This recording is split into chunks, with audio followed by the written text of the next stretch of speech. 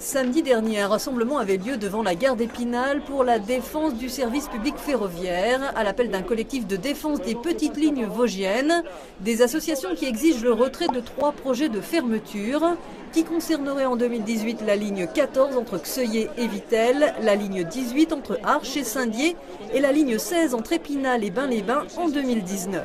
Là, on voit bien qu'aujourd'hui, on est en train de dégrader volontairement le fonctionnement des services publics pour démontrer qu'ils sont pas efficaces. Alors que si politiquement on voulait vraiment les faire fonctionner, on sait le faire. Aujourd'hui, on perd 1000 habitants par an dans les Vosges. Donc vous allez à Neufchâteau ou à Vittel ou à Contrex ou à Bunéville, il y a un moment donné, si vous n'avez plus des moyens collectifs adaptés pour vous déplacer, vous prenez votre voiture pour aller à Nancy ou au-delà sur le sillon mosellan, mais au bout d'un certain temps, vous déménagez et puis vous quittez les Vosges. Ils étaient nombreux à signer la pétition pour la défense notamment de la ligne Épinal-Saint-Dié.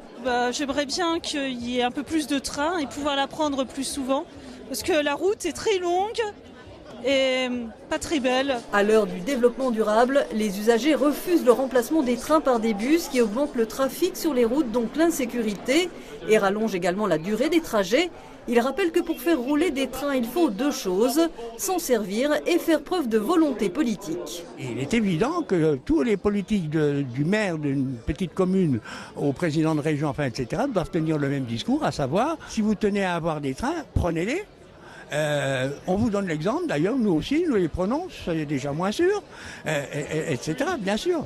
Des élus étaient également présents, dont le maire d'Épinal, qui se bat depuis des années pour développer l'ouverture du département vers le sud via la ligne Épinal-Belfort, un dossier qui s'est en bonne voie. Mais aujourd'hui, il faut aussi qu'on s'appuie sur les régions, notamment par exemple sur Épinal-Belfort, il faut s'appuyer sur les 2 régions, la région Grand Est et la région Bourgogne-Franche-Comté. Et objectivement, je dois dire que les 2 sont à l'écoute.